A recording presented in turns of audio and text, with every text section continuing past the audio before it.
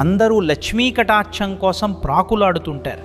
కానీ ఆ తల్లి ఇచ్చే ఐశ్వర్యం వెనుక ఉన్న అసలు రహస్యం మీకు తెలుసా? విష్ణుమూర్తి ఆ తల్లికి ఇచ్చిన వరంలో ఒక అద్భుతమైన మెలిక ఉంది.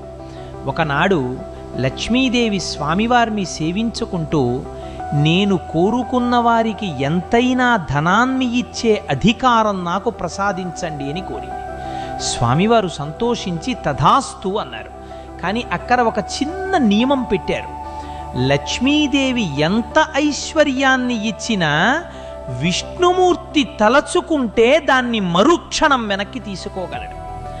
ఇది గమనించిన సరస్వతీదేవి తమకు లక్ష్మి కంటే గొప్ప వరం కావాలని కోరింది.